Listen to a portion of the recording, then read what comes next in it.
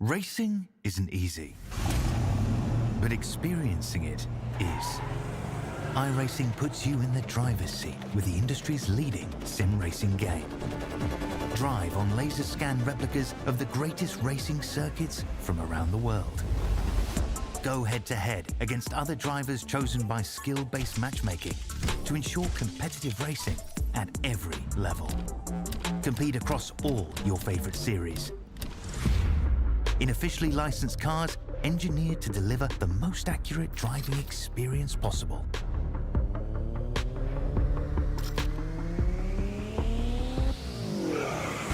Join a race or host your own with players from across the globe. Race against the computer or in a league with friends. Feel the thrill behind the wheel. Visit iRacing.com.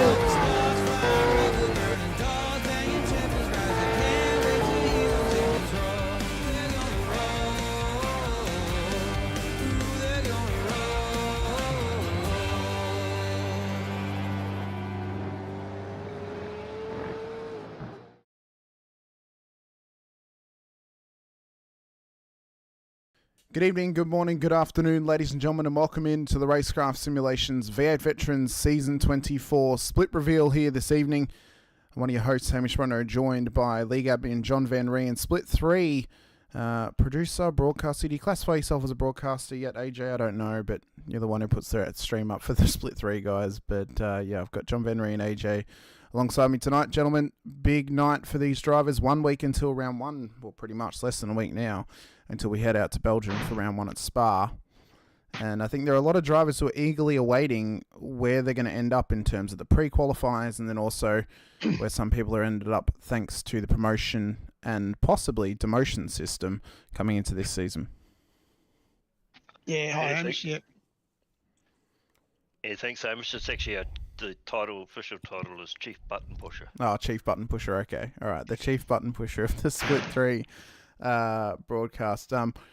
Jon, before we obviously get started by showing off Split 4, do you want to give everyone a rundown of how it was trying to pub test certain drivers this season, figuring out where they ended up, and how the pre-qualifying went for other drivers as well, and deciding where they would end up being seated in, amongst the field of, I think it was 180 odd re-signing up drivers from last season?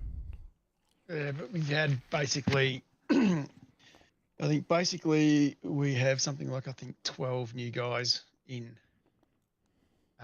which I think is a fair effort. Those guys range in experience and skill level quite dramatically, but there's some blokes at the pointy end, which we'll talk about shortly when we get to Split 1, and there's some guys who have basically, I think this will be their first soiree into league racing, and I think a few of them their first soiree into driving the V8s as well. So it'll be interesting to see how those guys go throughout the season.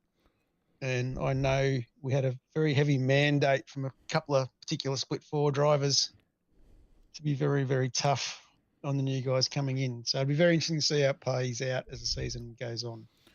Well, there's obviously heavy rumours coming in that after winning the Baldock versus JVR battle, that Mr. Baldock will be moving all the way up to Split 1. But I'm sure that will be answered very, very shortly for us as well. We'll begin, though, by getting into this and having a quick look at who is ending up in Split 4 for Season 24.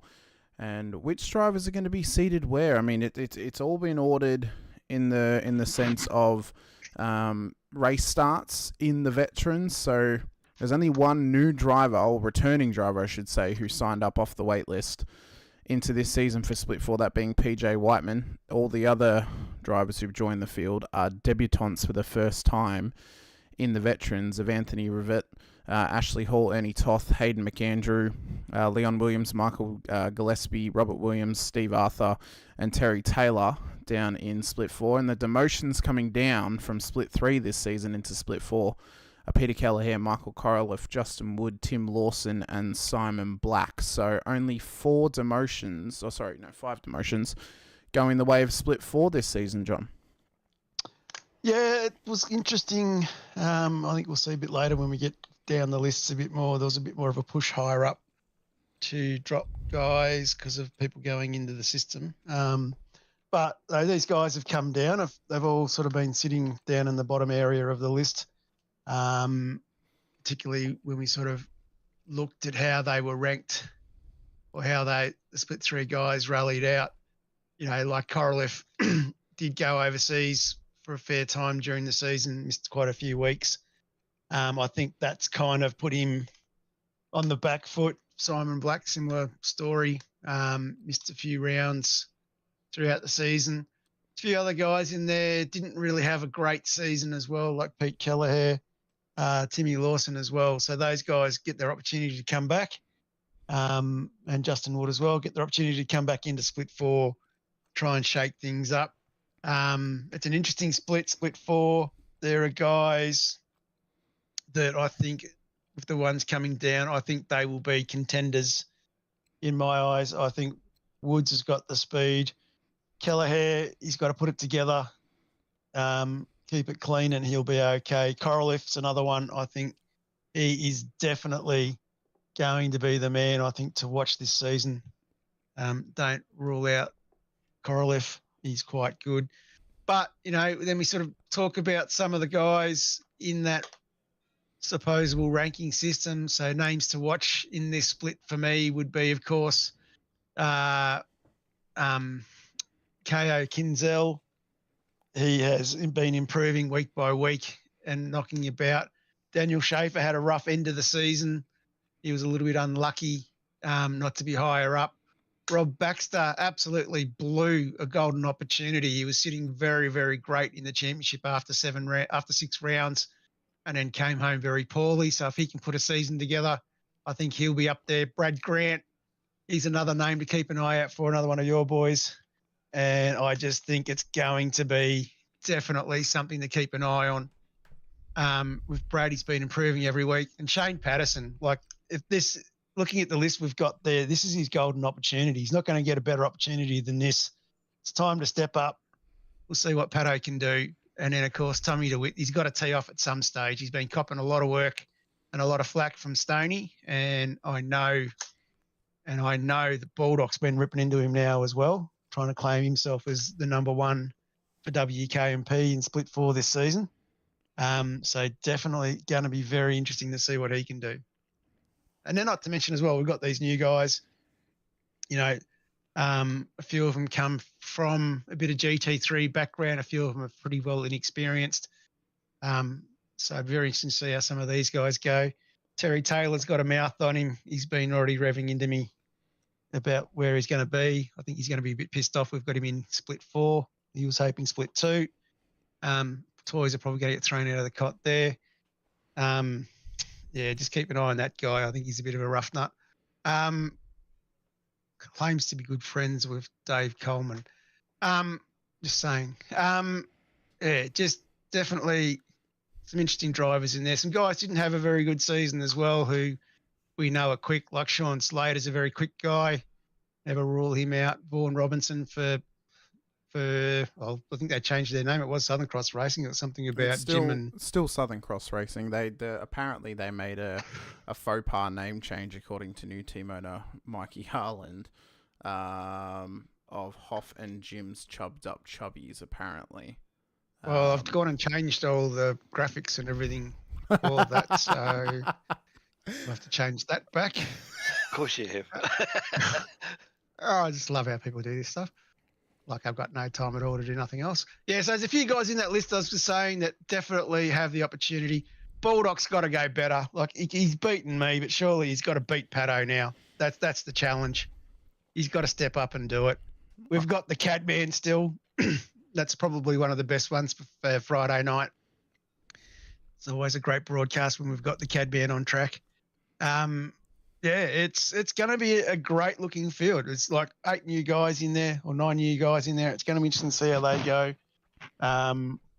Don't rule out Moses Korolev.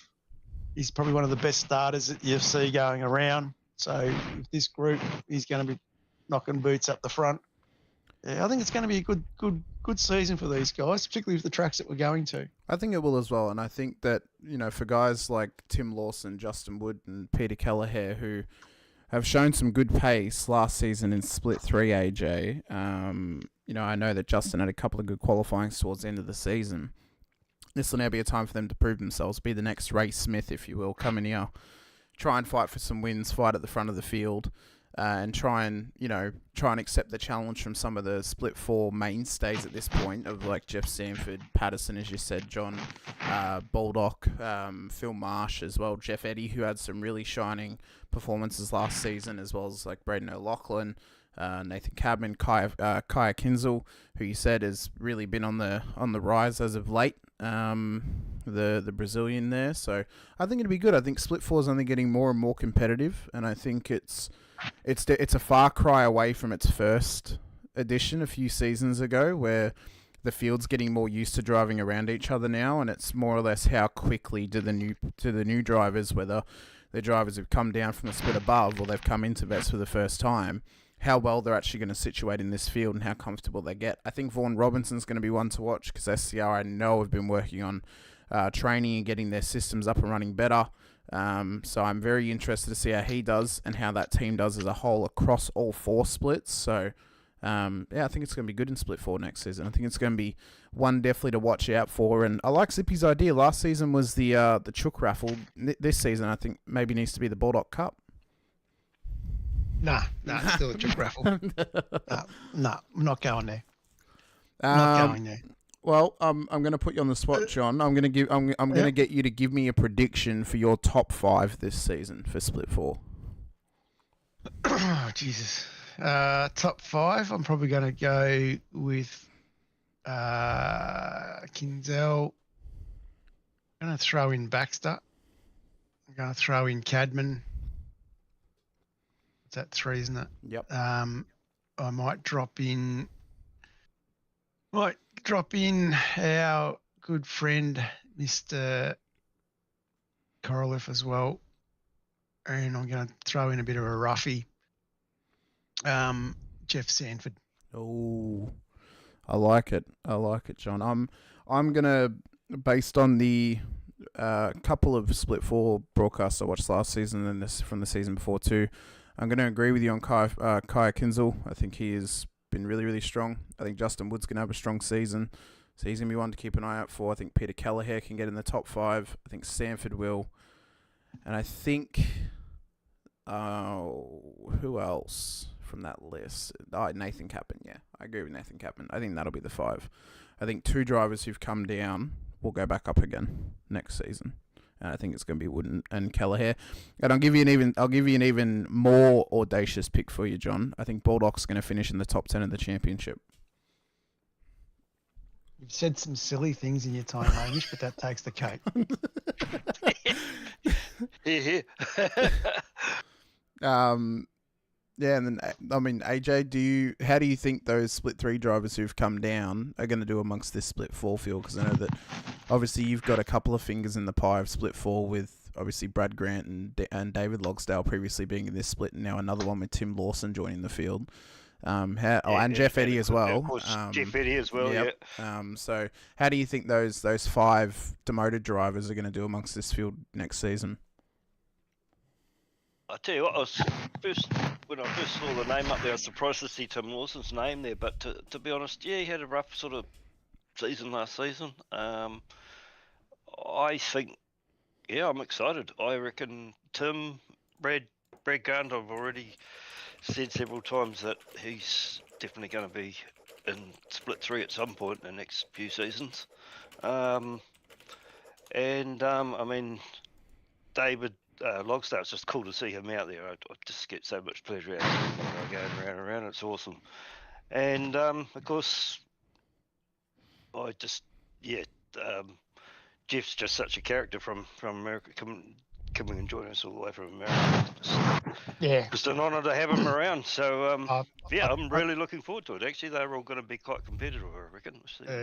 Like I can't remember how many. Haven't even bothered trying to count how many broadcasts I've done, but when Jeff joined us last season for one of our broadcasts, that was epic. That was probably one of my most memorable moments broadcasting. Absolute gentleman. Listen to that one, completely glued to it, and it was as you say, it was a special one, wasn't it? Yeah. And just going back to your comments, Hamish, just for Mr. Baldock, heavy is the crown you wear, son. Oh, well, we'll see if he can lift it. We'll see if he can lift it as we get into Split 3 for this season as well. The new drivers that have come in, or new/returning drivers that have come in, there are only 2 returning drivers into the field of that list, Robert Brower and Paul Preston. The new drivers who've come in off the wait list are David Duddle, Dom Grundy, Paul Fulton, Rick Vincent, and Travis Brand. The promoted drivers from the split below includes Ross Watson, Phil Whiting, Darryl Callahan, Matt Fu, Lester Craig, and Nathan Favero. So 7 drivers have been promoted up from Split 4. And notably, last season's champion, Luke Powell, is not amongst that list, John. Yeah, pretty easy to explain why. He had an outstanding season. Outstanding season. Yeah. He was setting times. That would keep him in the top 10 of Split 2. And I think some weeks there he was knocking on the door in quali of the top 10 in Split 1. So, there was a fair bit of upward pressure put there at the pub test. There was no denying that he was going to Split 3, but then it was pretty much we've got to reward that sort of pace and that sort of effort, move him up where he's going to be absolutely competitive. So definitely where he needs to be. That was an interesting one. The other one to note, Hamish, that probably doesn't show up on any of the paperwork was we actually, when we did do the ranking system, we had a tie for P5. Hence we do have going up, of course, 5 guys on that list, plus the other one that went up. And we also promoted Lester Craig as well. That was a pub test pick. I think that was, how do I put it? It was it was one of those ones that we just did. Lester's been proved greatly throughout the season. He finished the season very strong. And it was just a little bit of a clerical decision had to be made. As for those who don't know, we keep Black and Coraliff as one unit. Lester was the one that out of the top 2 that were in that list there that we dragged up so that he'd be with his teammates, and then leaving Schaefer with Wilbo down there still in Split 4. So that was why that Lester's been dragged up. On the guys coming down, Matty McMillan, he had a very shocking season. For those who are probably not aware, Matt's had some health issues over the last season, over season 23, which kept him out of the rig. He hasn't spent much time. And coming back into the rig, he's not going to have he'll have the ability to spend much time doing the practice that's probably required for him to be up in a higher split. So hopefully he'll be enjoying himself there. Daniel Sheriffs, he's another one. Absolutely should be up in that higher split. But, same thing again, you've got to put a season together. And that's what we're probably looking for with him coming down here. Didn't really competed in a handful of races and didn't really set much result in those races. So, it's pretty hard to keep somebody like his ability up. Same thing with Michael Schroeder. Didn't put a season together at all last season. So, same thing again, we can't keep somebody there without them showing signs for us that they're prepared to be up in those high splits. So we put a bit of value on those high splits. The guys that have come in, of course, Rob Brower, raced in and out of the league before. You can see he's got 40 under his belt. Very time poor fellow, or used to be. I think he's got that problem sorted out. Rob is a Gold Coast lad. Used to just do the old Sean Slater drop in split 3 at the back, no practice, no quality, and drive through everybody. So I think if he can put a little bit of work in, he'll be in for a good season. Paul Preston's a returning driver. Same thing again, 61 starts under his name. A lot of his seasons, though, are in those first 10. Races are in those first 10 seasons. Paul, one of the starting members of PRA with Baldock. Paul used to push Jamie McKnight round very hard. Definitely looking forward to seeing Paul get himself back in the sim and get himself healthy again and get going. Dudley, don't know much about him, but I think he had a fair bit of seat time in GT3s. So did Fullerton and Travis Brand. Rick Vincent's a scratching, but we'll sort something out with that shortly. And then the guys coming up, of course, Fav, he is absolutely cracking at the moment. The guy is getting quicker and quicker. He's joined M1, so looking to see what he can do in a bigger team. Lester Craig, he is absolutely flying as well. Like we said, Darryl Callahan, he's another one that's joined M1 as well. So expecting big things from him, getting some tutelage from Burridge, Pecky and Croz. I expect those guys to be absolutely pushing themselves up. Paddy Foos, another quick guy. Phil Whiting, he is another fella that's absolutely driven really well last season and deserves going up. He put together a season with some hard knocks in it, but also managed to still put results on the board. And this other bloke, Ross Watson, my favourite Kiwi after you, Jono, he flew the NZ flag, represented the SVG of Split 4, and yeah, he did enough work in the end to get himself up. So well done, Watto. It's a tough split. Yeah, I think it's only getting tougher and tougher, isn't it, AJ? I'm hopeful we can get Ross on the Split 3 broadcast just to balance out the amount of Kiwis to Aussies on that broadcast, and you'll have someone who you can. I have to say, I'm enjoying racing against Ross again. We were very competitive before we went to 4 splits, and I'm looking forward to seeing how much that's changed over the last, 3 seasons now that we've gone to 4.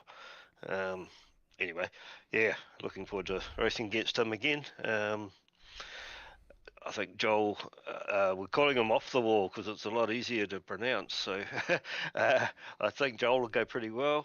I'll try and keep up. Yeah, I think I'm actually determined to put a lot more effort into my own personal racing this season rather than not that I'm going to slack it off on the broadcast or anything like that, but it's running reasonably smoothly now and ticking along. So actually, just while I'm rambling on, I'd like to thank Zippy and Luke for all the time they put in, and Mark Doyle for that matter too. All 3 of them were there pretty much every broadcast last season, and it just made a huge difference to me being able to relax and start enjoying it. So I thank those guys. Shout out to them. Well, I think coming into this season, like it's people have already mentioned it. We mentioned it too. Split 3's only gotten stronger. I'll be excited to see how certain drivers do this season with this new dynamic. I'm looking forward to see, from my team's perspective, how well James Baldwin and Wayne Shepherd can continue their run of form. Same with Robert Crow and Will Munro. They all had good runs of form towards the end of last season. Russell Uren as well, who we know has some good pace. I look forward to seeing how he does this season in Split 3. Still time poor with work. Yeah, so hopefully that can sort itself out and he can put more time into it, because I think he'll definitely be a challenger if that can happen. Reg James as well, I know he's got some good pace, so I look forward to seeing how he can do. Jason Dunn as well, who I believe has recently joined SCR as well, so he'll also be someone to keep an eye on this season, alongside his teammate Michael Power as well. I think the one with the asterisk above it is probably Alex Kiddis, who he struggled a little bit last season with some little 1%ers, and had a couple of poor races, and is definitely still learning. He's very young in his vets career, so he's still learning a lot of the nuances of the league. He's definitely got some pace, but I think he really needs to tighten up on some of those decision making moments that hindered him last season, and if he can fix those coming into this season, he is going to be someone to beat, because he is going to be one of the fastest guys in the field. He's going to be someone the drivers are going to be chasing all season long. And I think, as I said, if he can just fix that, tighten that stuff up, guys like Roy Clark, Craig Healy, they're going to be with him there to battle with him. Even Andrew Listener, who's shown some good pace as well. So I think all those guys are going to be involved in some form or fashion. I think it's going to come down to the time management and how much time they can put into the season, and if they can make every single round, so they're not putting too much pressure on themselves with the drop rounds and everything like that. AJ, since this is your area of expertise, being Split 3, off this list, who are the immediate 5 drivers that are standing out to you that you think we're going to get to round 10 and they're going to be the guys fighting for the championship? Oh my God, I haven't got a 26-year-old mind. I can't calculate 5 drivers in that time. All you got to do is pick 5 names, AJ. It's not that hard. Wow. Eeny, meeny, miny, mo. No, I don't know. No, you pick my 5 for me, Hamish. No, I honestly think that's probably a closer split than we even had last season, but I don't see any glaringly,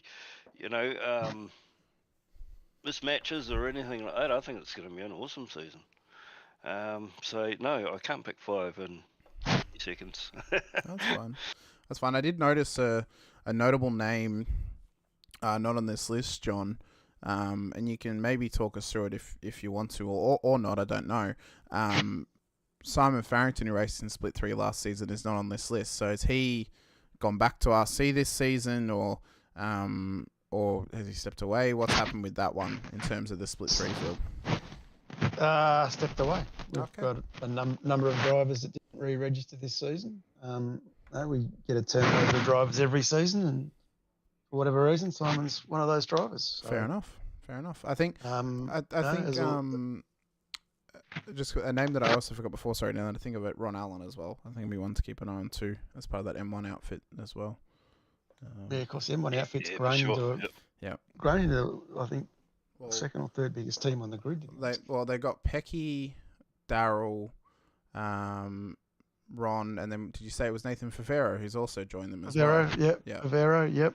Favero, they've got Luke Powell, they've got Chris Barrage, Crosby. I meant just in Split 3 alone. I think they've got 5 drivers in Split 3, pretty much only rivaled by Team AJR and Infinity Motorsport at this point, and maybe Shadow Racing is the most drivers in this split. So, but I think it'd be good. I think it's going to be very competitive. I think team play is going to be very important as well. I mentioned Alex Kiddis. He may benefit now by having his teammate Daniel Sheriffs with him, who's of a similar pace, who could battle up the front of the field with him this season. So that might help him as well this season. So I'm really looking forward to it. John, have you got a 5 that you could put forward that you think will get to the end of the season, they'll be battling it out for the title? Look, I'm going to throw it out there. I'm going to basically say Listener. I reckon he is a quality driver. Roy Clark, if he doesn't crash, he'll be there and about. So he won't Andrew be there Galley, or abouts. if he doesn't crash, he will be. His name is Crash Clark. Yeah. I know. And the hard thing when you look at this, it's, you know, you've got to be really starting to ask questions. Andrew Galley's another one. Now he's moved across to Shadow Racing. I expect him to probably start taking some big steps under the tutelage of John Latham and Peter. He's probably another one that get me about 5, doesn't it? Schroeder, if he puts a full season in and works hard, he'd be half a chance, and so would Sheriffs. Yeah, I think I think based on this list, I agree that if Schroeder can put a full season, because has he come down from Split 1? No, Split 2. Oh no, yeah, no, that's right. He wasn't there for the majority of the season. That's right. Yeah. But yeah, I agree. I think Michael will be one to keep an eye on. That being Michael Schroeder. I think I think Roy Clark, pretty hard to go past. I agree with Listener. I think Dale Callahan will be someone to watch as well. He had good pace last season in Split 4. And then, I think either James Boardman or Ron Allen, those guys have got some serious pace, and I think they'll be ones to keep an eye out for as well. I think it'll be a big challenge for drivers this season in Split 3. I don't think it's gotten any easier. I think it's only gotten harder. It was always going to get harder with some of those guys from Split 4 coming up with the amount of pace that they've got as well. So it's going to be another season of learning for some of these drivers. As we move over to Split 2, I still stand by the fact that this is the most competitive split in the field, and I think it's only gotten more competitive with the changes that have occurred coming into this season. The split with the most emotions coming into it: Darren Crosby, Matty Parker, Robbie Griffiths, Craig Friend, Robert Crisdale, Bruce Tannock, and Brad Doble, all being demoted down from Split 1. It's the first time. It's the first time since 2023 that Robert Griffiths has been in Split 2. Darren Crosby hasn't been here since season 20 or season 19. Matty Parker around about the same time. Rob Crisdale, I can't even remember the last time he was in Split 2. Same for Bruce Tannock. Brad Doble a fair while ago. Same for Craig Friend. So this is now going to be some real new blood for Split 2 drivers. No new drivers, though, or returning drivers into this field. It is only promotions and demotions.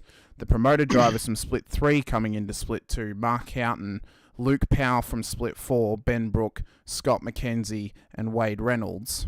And no Ray Smith, last season's Split 3 champion. So it's either he hasn't signed up again, some drivers will take a sigh of relief, or he's been put into Split 1 for next season. You're just letting the cat out of the bag, aren't you? Well, it's one of the two. He's not on the list, so it's one of the two. Well, we just got to wait till we get to Split 1. We got to wait till we get there. But yeah, I think Split 2's only gotten more and more competitive. I think those Split 1 guys, it's going to be dependent on the season that they put together. And I haven't watched Split 1 for a little while, so I'm not entirely aware of some of their recent performances. Failing the fact that I know it's been a long time that all of them have not been in Split 2. They've been in Split 1 for a while. And like, sort of starting with Cross, he was probably the last one to come down. He had a bad season with computer issues and stuff, didn't put a good season together. So, he's now got a computer and he now's got a challenge to get himself back up into Split 1. So he's focused on that. Matty Parker didn't do the back half of the season. So puts him in a precarious position. Robbie Griffiths didn't really put a season together, nor did Craig Friend.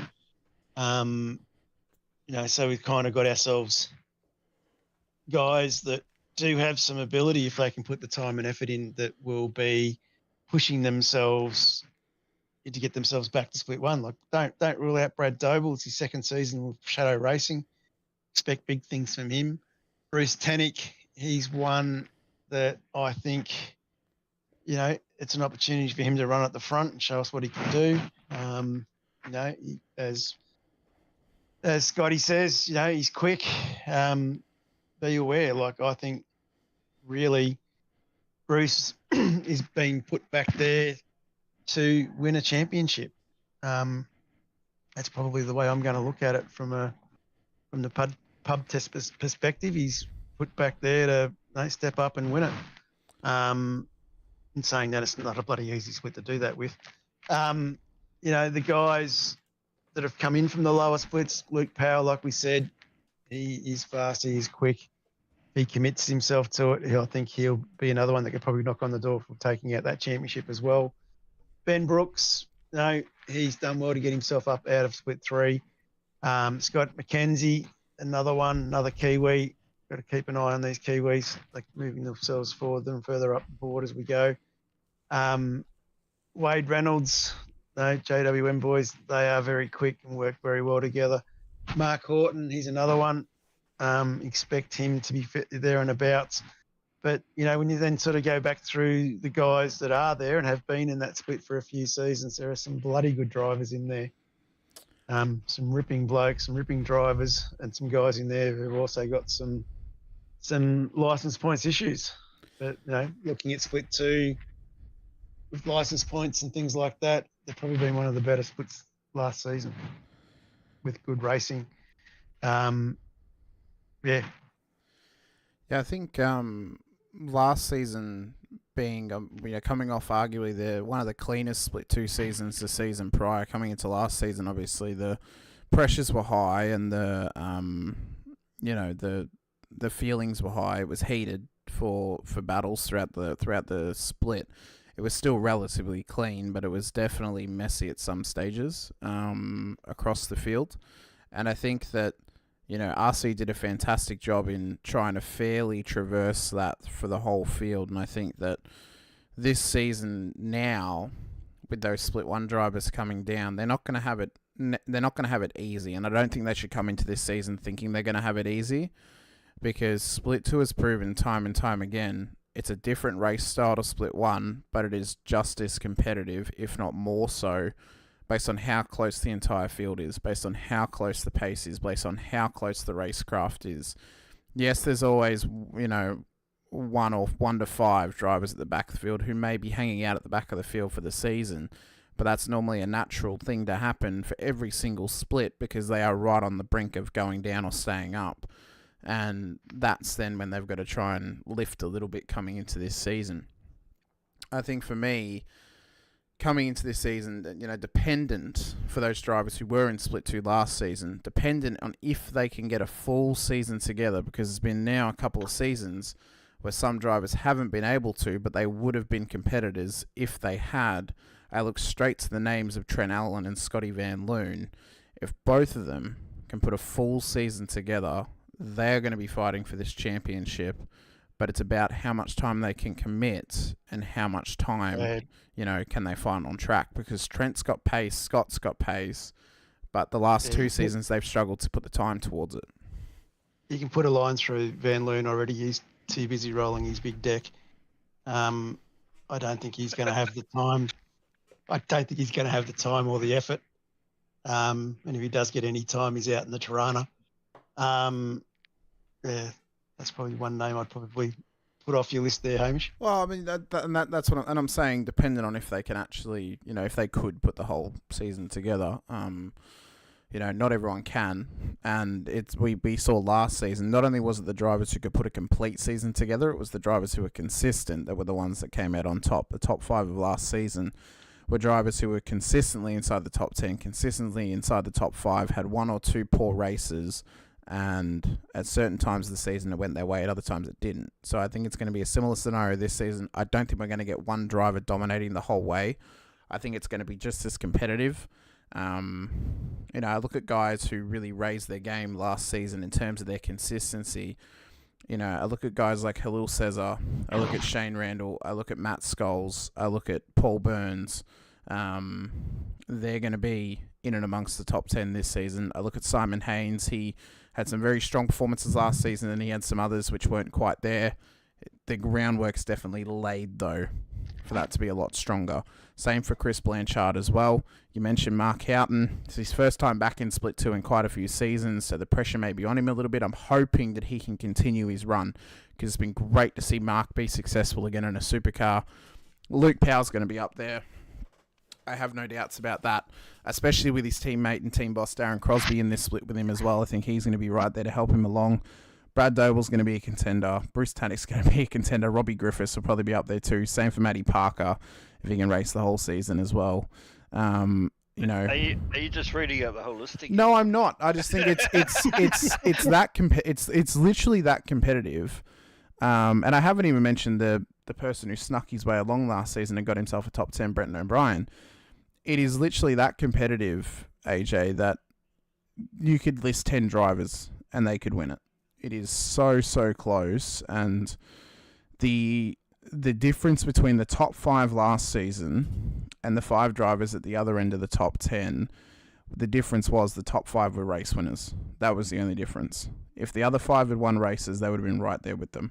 And that is what the game changer is in Split 2, is not only if you can be consistent, it's if you can win races. It's very rare we see a driver in Split 2 be a contender for the title towards the final round without winning a race. So drivers are going to have to win a race this season. Arguably, if they want to lock themselves into a top 3, they're going to have to win a minimum of 2. And that's going to be tough. It is going to be tough. We will run through the calendar at the end of the season, but the calendar especially means it is going to be tough to be a multiple-time race winner in Split 2 this season. It is going to be so close, and I'm really looking forward to it. I really am. Yep, couldn't agree with you more. And I think the same goes for Split 3. Yeah, I think it's, you know, Bruce said as well, the winner won't be the fastest driver. They won't necessarily be the fastest, but they'll be one of the fastest, I think. But that's one of the things as a league that we work for. We work for Racecraft, not hot lappers. Yep, exactly. And, you know, I think, you know, I mentioned, you know, I mentioned Halil Cesar before.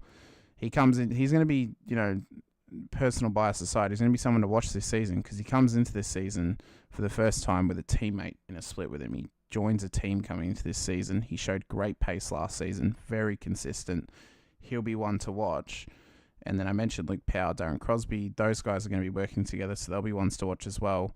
You know, all the team dynamics are going to be just as important this season in Split 2, and how that then affects the racing as well is going to be very important, I think, for a lot of drivers. So I think it's going to be great, though. I think it's going to be,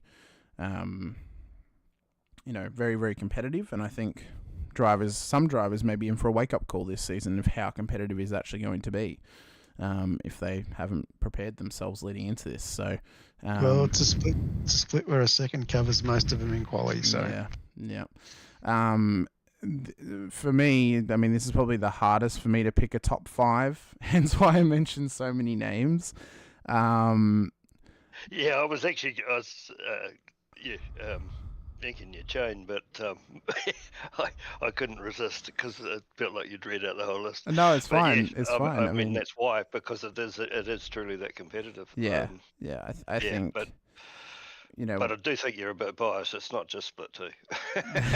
No, I think just from what I can see, I think I think the PUBG's got it pretty right this season.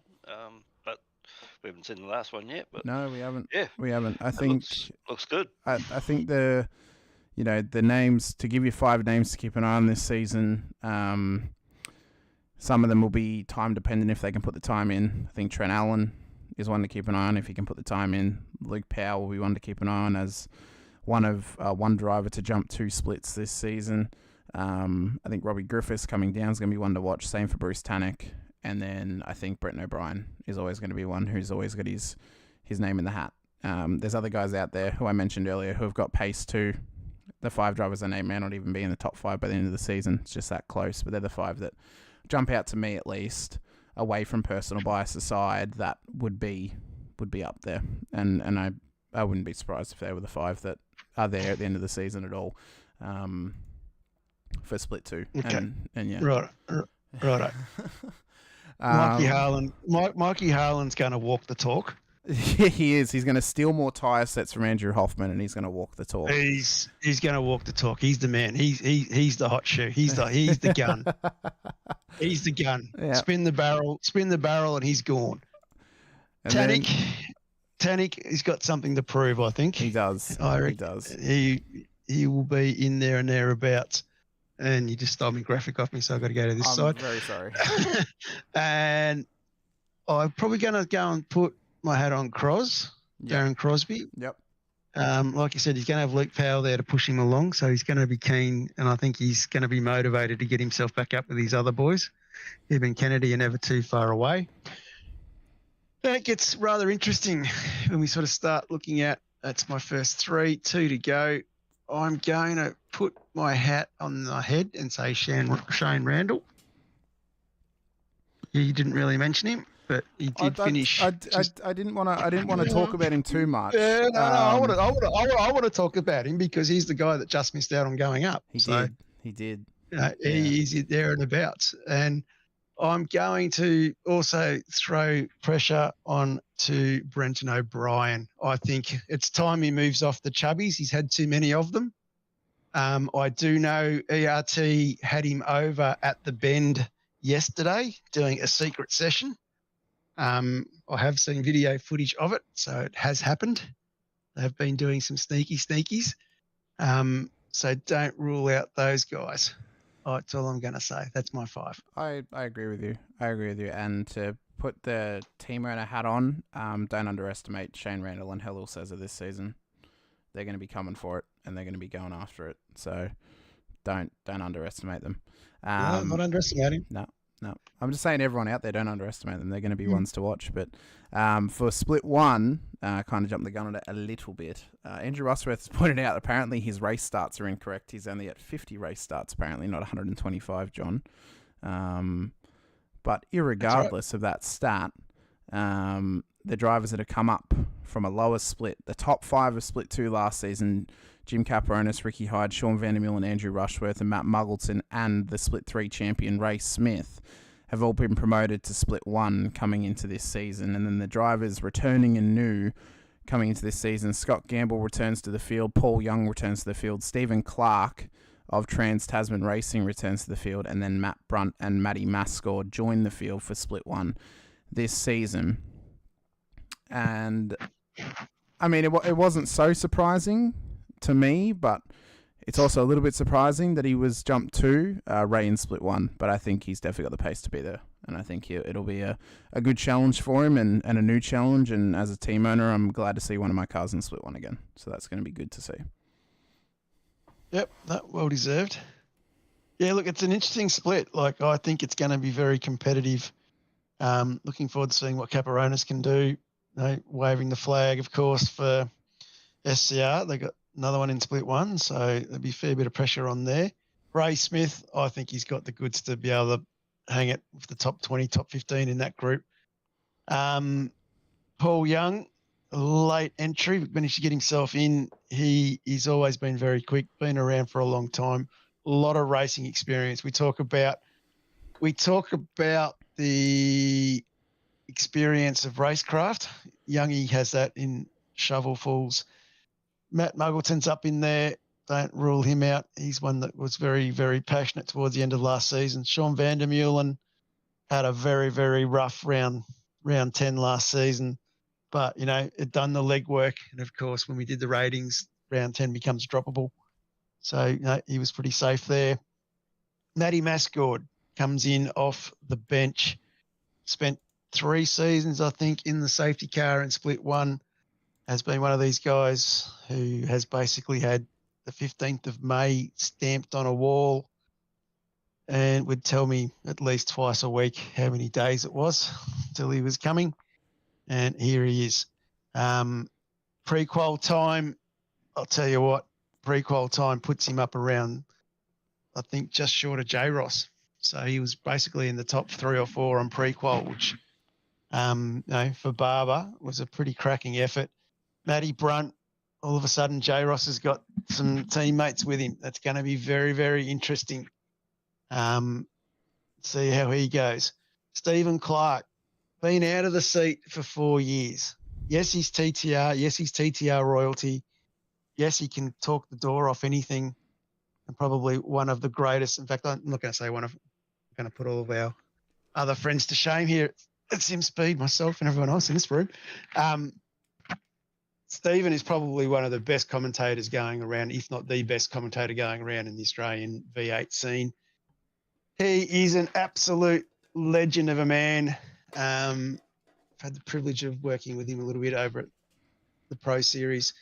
Yeah, he is definitely, I think, going to be a good story to watch. I know he's going to have a lot of help from the boys at TTR. I know Mads and Jake and a few of the others, Myers and a few of the other boys are going to give him a hand. So I think he'll definitely be up to speed pretty quick. But his pre-qual time was fairly good. Like he only got 13 races against his name there, but I sort of go back to seasons 7 and 8, I think it was, and Clarkey was pretty quick. You know, running around when he raced, he was one that would always be there up in the top 10. A few people knocking on the door. There is a name missing, actually. Yeah, there's no. Talianchich is there. I was going to say there's no Jamie McKnight on this list. No, there's no Jamie McKnight on this list. What has happened to the setup extraordinaire, Mr. McKnight, this season, John? It's not officially finalised who's sitting where in race control next. I think at this stage, Mr. McKnight will be part of the Split 4 team. Oh, very interesting. I think it's fantastic. He needed a season break. He's going away for a few weeks as well. Needed a season break, and I think he put his hand up to do a bit of race control and still do the sets. Sorry, Mark. So he's definitely looking very keen. Mark. He's looking very keen and very excited about it. It's going to be very interesting because he knows what it's like to backchat race control. So it'll be interesting to see what happens if someone backchats race control with him sitting on the other side of the fence. I'd expect about a week's ban if I was the guy giving him back chat. It'll be really good because you're gonna have somebody sitting in race control and Split 4 that's got and not having a go at anyone who's done it before, but you know, we've got 200 plus races sitting there with experience, and he's probably tried every trick on that you can try on with race control as well. So he knows all the tricks in the books. So yeah, I think he'll do a good job, and just also shows the level of commitment that he's got to this series. You know, like I know people rip into him about the sets and all that sort of stuff, but at the end of the day, the set's the same for everybody. You know, he's not making the perfect set; he's making a set for a series. Yeah, exactly. Good on him for doing what he's doing. Yeah. If he needs a month off for season off for whatever reason, Yeah. At least they're still contributing. And, and as far as the setups go, if he can make a silly old bugger like me go reasonably quickly, then it can't be too bad. And as you said, they're the same for everyone. Yeah, and Jamie's a businessman who runs a fairly large business in Sydney. He's a family man with kids. You know, so he and the effort he puts into the league as well is pretty extraordinary. So hats off to Jamie if you're watching this, mate. Very much appreciated. Who's doing the safety car for Split 4? Not 100% decided yet, Anita. I think it's going to be a bit of a mix between 3 or 4 guys. Jason Fewens will be in the mix there in that race control. Not officially, haven't heard back. I think Marty Hughes is involved in that group as well. And I think me might be leading it. I think we might be audited. Split 4 boys are going to get audited. Our number 1 race control has been confirmed. There we go. We're being audited in Split 4. God damn it. No more drinking on a Thursday night. Anyway, let's go back to where we're going. Top 5, Hamish, what do you got? It's pretty hard to go past Jordan Ross. He has been one of the most dominant drivers in recent memory. So I'm gonna give it to Jordan. He'll be hard to beat, I think. Matty Mascord will be in the top 5. I think. Ooh, this is tough. Really, really tough. I think we could see maybe return to form to Michael Talianchich into the top 5 as well. I think Kenneth Latter will be up there, and it's hard to go past Scott Gamble as well. I think, you know, you could maybe cherry pick one of those names out and put another in, but I think that 5, You know, definitely could be a strong contention. I'll be interested to see how Scott can do as his first season back after a season away and recuperating his health and how that's going to translate on track for him as well. I think looking at a few things, I think the passion's back. So definitely keep an eye on Gamble. Be interesting to see. Dave Baldock, no Jason Fields. No, Jason Fields is coming into race control and split 4 just for you, David. Just for you. Jay Ross is going to be hard to beat again, but we are also heading in towards what we know as enduro season, towards the end of our season. So, might see him get a little bit preoccupied with his V8 Pro Series commitments and Scott's commitments.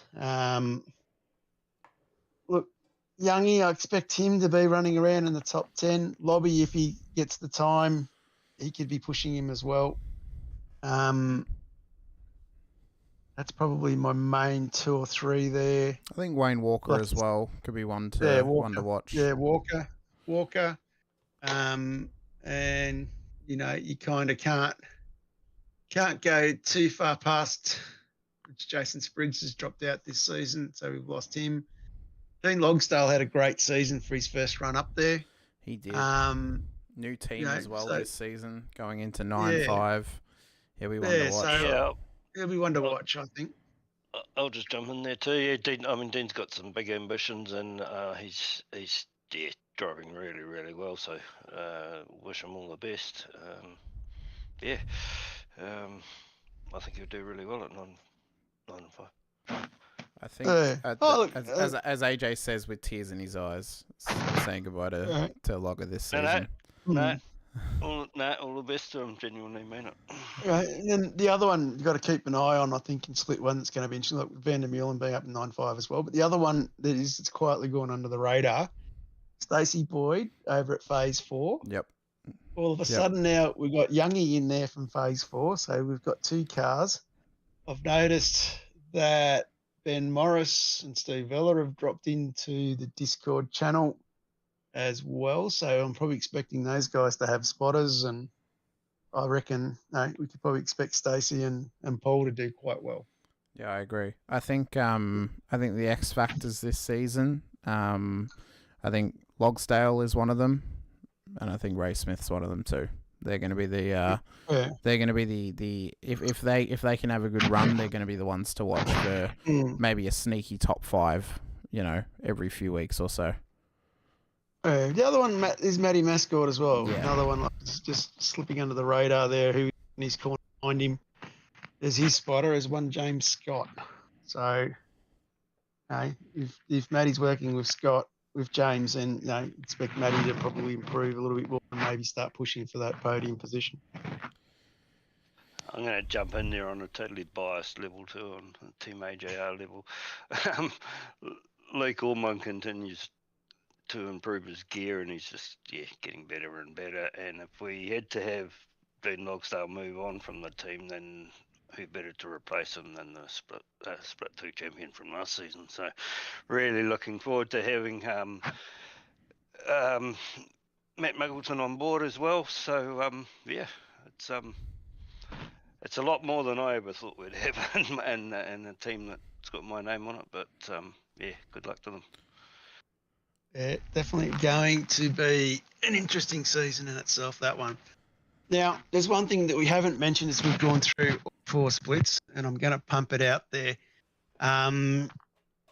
Just going to say it, and it is license points. Like, we're picking the guys who are quick and the guys who we think we're going to do it, but I do know off the sheet from last season there are a lot of blokes that are not far away from rear grid starts, and there is still quite a handful of guys that are knocking on the door of, seeing themselves rolling into race bands and race bands, and some guys potentially 2 race bands. So that's going to have an impact on the season as well that's coming. We did say at the start of last season There was no hold bars. There was no holding back. We said to everybody, we are going to wipe the license points and start again. We've tightened them up a bit. And, in show of good faith of changing the point system, we are going to reset everybody to 0. And, to be honest, when you started looking down the sheets at the end of last season, 517 license points in split 4, 380 in split 3, 331 in split 2, 337 in split 1. That's a lot of license points. And if you're not driving clean, you're going to get yourself in trouble. And particularly you've got to realise as well that they compound on race night. So if you go bang, bang, bang, bang, bang, you're done. So you need to basically have yourself in a situation where you're controlling your license points. Behave yourselves. Otherwise you won't be driving. And that will have a factor of a knock-on in the championship. So just be conscious of that. Like last season, it took 5 rounds for it to really start to take effect, but definitely going to be an issue. And don't forget too, we also, for pit lane starts,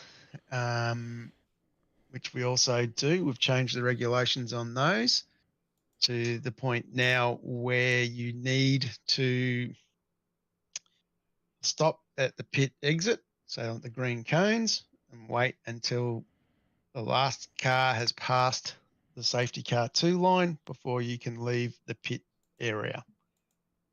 Or alternatively, race control will tell you. So if they can remember, if there's been an accident and there's someone parked on the side, they'll tell you to go. But license points are definitely going to be a contentious issue going into this season. Well, there are a couple of drivers coming into this season who are returning on track who have got pit lane starts to serve in round 1. There's at least one driver serving a ban in round 1 as well.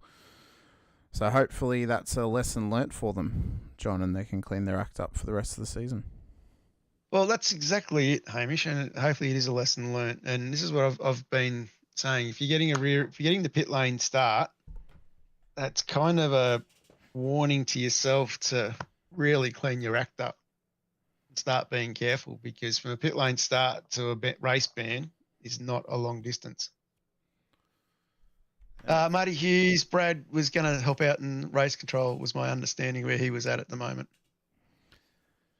So he didn't pull out. He offered to join race control for a season. That was my understanding. I think the DC's been sending him some messages and talking to him. I'm just having a chuckle. SG said that license points are there to be used, and Tim Lawson said he wishes they'd stop using them on him.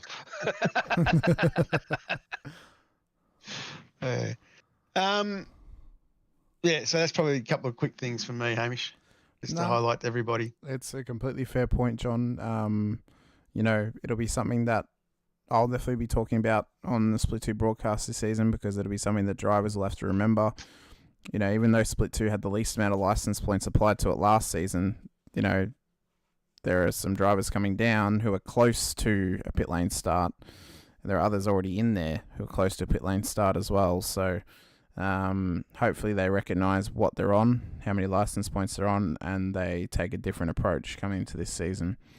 Because you can very easily throw a championship away by having to miss a round because you've gotten a round ban, and you cannot then use that as a drop round. So, drivers are going to have to be conscientious of that, and that is just, that's the crux of it. That is, unfortunately, that's how it is, and it's not favoritism towards anyone. It's not non-favoritism towards anyone. It's what you got to deal with when you go racing. So drivers are going to have to be aware of that.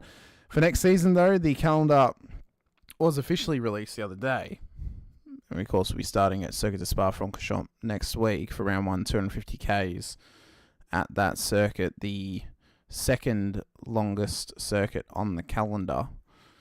Round 2, we then head out to Road Atlanta, one of the shortest circuits on the calendar. So we go from one of the longest to one of the shortest in round 2 for 200 Ks. Then to Long Beach for round 3. It's going to be a tough round for drivers out there. Maybe an early drop round for some. Same for Portland Raceway in round 4 as well. Of course, makes its debut into the vets. Then we head out to Road America for round 5, one of the toughest circuits on the grid, or on the season calendar this season. Then over to the Hockenheim Ring for round 6. Jerez for the moto circuit at round 7. We've been to this circuit quite a few times now at both different layouts, so drivers should have plenty of laps under their belt there. Another circuit making its debut into the vets this season, Tailem Bend for the international circuit at round 8 for 300Ks. Then Misano also making its debut into the vets this season for round 9. Then we ended out for 250Ks at Okayama. So 3 tracks making their debut, 7 tracks making their return. And quite a few of them are going to be a big challenge this season, John, to the drivers out there. Yeah, it's an interesting calendar. I think it's a good one. I think they'll suit this car very well. Spa, it's a favourite. We've always enjoyed doing longer races there, making the most of the Camel Straight. It feels like it's been a while, but I think it's just the fact that we haven't been there in the new cars. So. Yeah, that's pretty much it. Yeah, Road Atlanta, that's always a favourite. 200Ks there. Long Beach, we've always got to have a road course. Long Beach is a great little battling track. 200Ks there is a fair distance. Portland, new to the calendar. I haven't really done much legwork there, but I think it's going to be great to see what we can do with these cars. I think if it's a good season, we might see that track pop up elsewhere. Road America, Dave Baldock's favourite track. Let's make sure I qualify better than him there. Don't want to be behind him when you start at Road America. That is the golden rule. Round 6, Hockenheim. We're doing the GP circuit. Usually we do the outer circuit there, so it's going to be a little bit more technical, a little bit more tricky. And, of course, good fun for race control going down into the hairpin. Jerez, 200Ks there. We haven't been there in the new car. Tailem Bend, 300Ks. We are there exactly a month before the supercars go there for their 500K weekend. So it'll be good for us to hit it out. We're racing the international layout as well, the same layout they're using. Misano, a lot of guys have been putting a lot of pressure to get that in at some stage, so we finally got it in there. And Okayama to finish up. That is a great track. I think very technical as well, very hard and very interesting in these cars. I might as well let it out of the bag. There will be 2 wet rounds. I don't know which tracks they will be at. There will be one round where we'll have one set of tyres. Can I give? There may be a hot round. Can I give a suggestion to what tracks would suit wet best, John? Yeah, go for it, Hamish. Probably Jerez and Road America. Probably be the 2 I would say would be the best suited to wet weather. I haven't seen a wet race at the Bend, so I can't really say the Bend would be good for it. Portland's basically a street circuit. Long Beach, you'd be asking for trouble if we put the wet at Long Beach. Let's be real. It'd be the same case for Portland as well with that chicane. Road Atlanta, you can get away with it, but it's a bit more tricky in the wet. Spa you'll get people dropping out with packet loss issues because of how much it draws when it rains there. Hockenheim Ring, you can arguably get away with it as well, but the hairpin's always a factor. Misano, yeah, you can maybe do rain there, but it's probably still be better racing in the dry. And then Okayama, well, rain in Japan is you're asking for a typhoon. So I think Jerez and Road America will probably be the 2 best suited to it. You can run the outside line pretty easily at both tracks, and you should still get some good racing at them as well.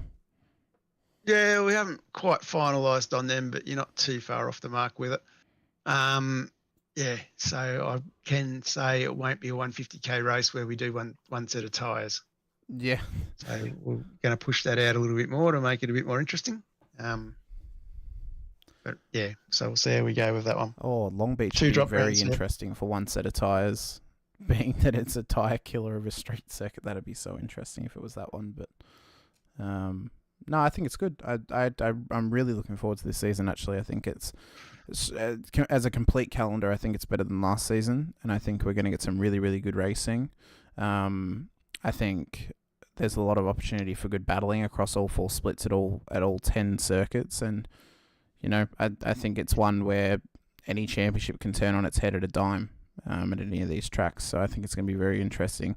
And the X factor of 3 new circuits, which drivers, apart from maybe Tailem Bend, if they bought it early and they started practicing, they're 3 circuits that they may not have necessarily had nearly as many laps at than the other 7. Yeah, that's exactly right. Exactly right. Tailem Bend, Misano, Portland. Looking forward to where we go with that. I think it'll be tough.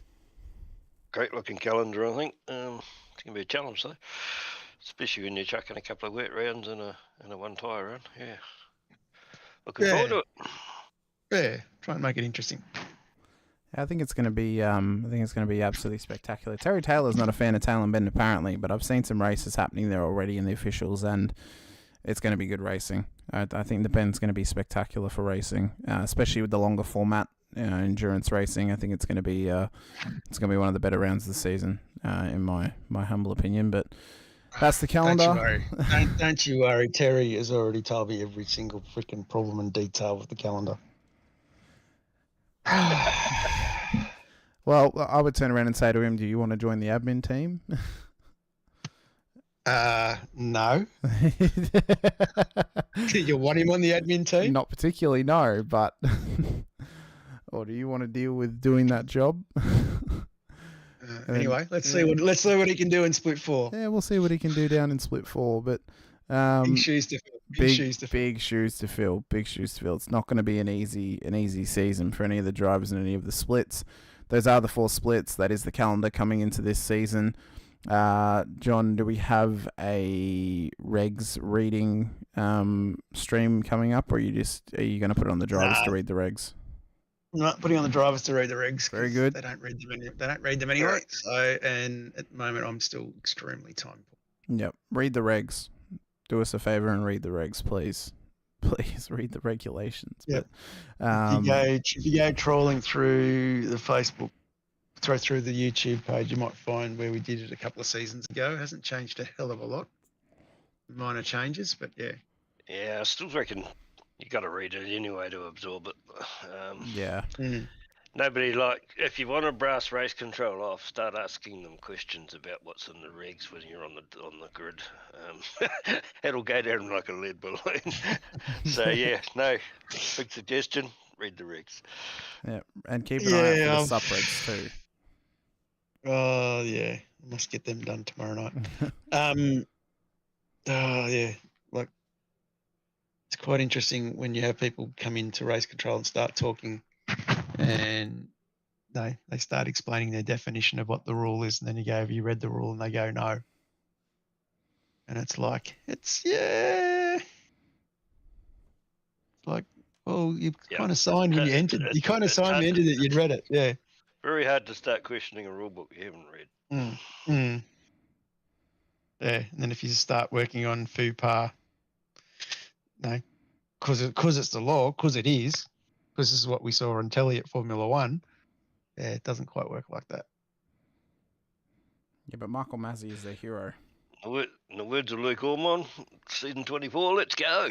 Yep, let's go. It all starts Thursday night, round 1 at Circuit de Spa-Francorchamps. You can find the Split 1 broadcast over at SimSpeed TV. You can then watch on Friday night at 9 p.m. the Split 4 Chook Raffle right here on the V8 Vets channel. Then 6:30 p.m. Saturday night, Australian Eastern Standard Time, 8:30 p.m. New Zealand time. You can see the AJR broadcasting skills of AJ and the AJR crew bringing up the Split 3 action. And then at 8:30 p.m. Australian Eastern Standard Time, both on the V8 Vets channel and the Infinity Broadcasting channel, you can check out myself and Brett Fisher calling the action for you for Split 2 as well. 4 splits, 200 drivers. It's going to be a massive season ahead for season 24. As I said, it kicks off this week, so be sure to support all the broadcasters by subscribing to the relevant channels, hitting the like button as well and the bell icon so you're notified whenever they go racing with the Vets action. We look forward to seeing you guys on Thursday night for round number 1. It's going to be absolutely spectacular. But I've been Hamish Munro with Jon Van Ree, Andrew Johnston alongside with me as well. Appreciate your time, appreciate your effort being here with us once again. We'll see you guys Thursday for round 1. But until then, stay safe, drive hard, and as always, bye for now.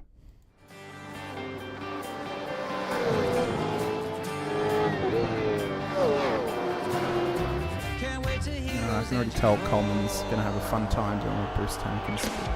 Hot days and summer nights, finish line in the sights. Can't wait to hear those engines roll. There'll be sparks flying, rubber burning, doors banging, temperatures rising.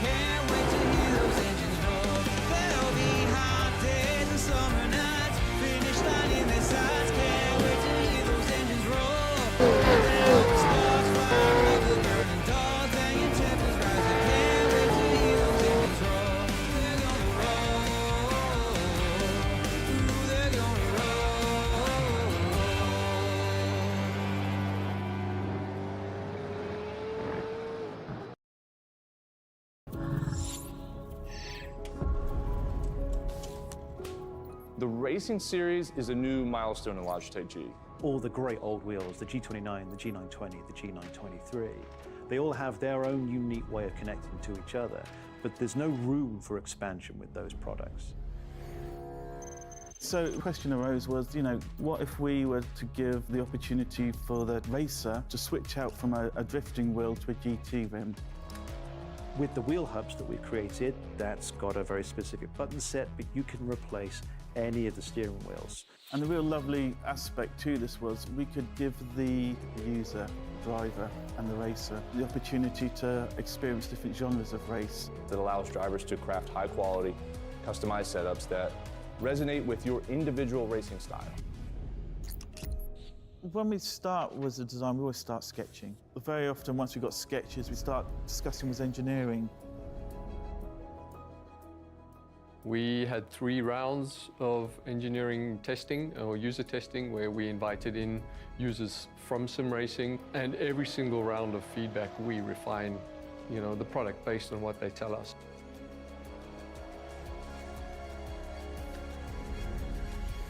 In this sim racing lab, again, we're going to use data to really analyze what a driver needs. We've used everything from eye tracking to the inputs from the pedals, the inputs from the, let's just say, input devices, the wheel and the pedals, the shifter. We're taking that and we're compiling it so that we can build different products based on those individuals' needs for all consumers and all drivers. I don't know of anyone else in the industry that's actually doing this kind of research into their products to see how their products are affecting performance of their users. We've built the product to make sure that it's as reliable as possible. So the innovations in engineering that I'd say we're most proud of is the sequential handbrake and shifter toolless changeover. This is now a patented system, so it's really easy for the user to just switch between modes. If you give people the tools to do what they want, they will. They will just go off and have fun.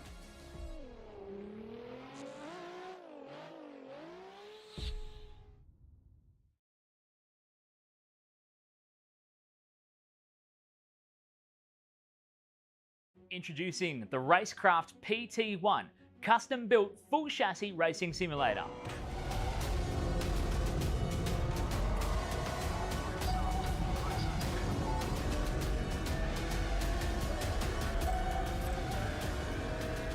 The design project, codenamed The Cage, an 80/40 extrusion chassis sitting on top of a Sigma Integrale DK2 Plus 4-point full motion actuator system. No compromises in the cockpit of the PT1 simulator. To maximize the experience, we start with the 49-inch ultra-wide monitor for the greatest field of view in a small footprint of the simulator, down to the SimuCube wheelbase that's tucked up and behind the monitors with SimCore extensions to get things out of the driving area. Everything is connected to a Cube Controls GTX steering wheel with the built-in dash and all the extra button functions available at your fingertips. Driving through the Raceworks S1 pedals, the potentiometer throttle and the 2 hydraulic pedals for brake and clutch ensures you maximize the feel underfoot, and seating yourself into an OMP HTER bucket racing seat with OMP belts connected to a G-belt tensioner to provide that extra feeling and the heightened experience while you're driving. Additional interfaces and accessories in the PT1, we have twin butt kickers, one on either side of the OMP seat, as well as a Jinx sequential shifter, the SimPush Race Logic timer to the left-hand side, a Racecraft built-in WinSim kit with Philips Hue lighting and a built-in soundbar, plus the OMP side net to finish off the experience in the PT1. The Racecraft PT1, build number 1, the ultimate in sim racing experience, combining the best products in the market with the passionate, no compromise approach that goes beyond racing simulation.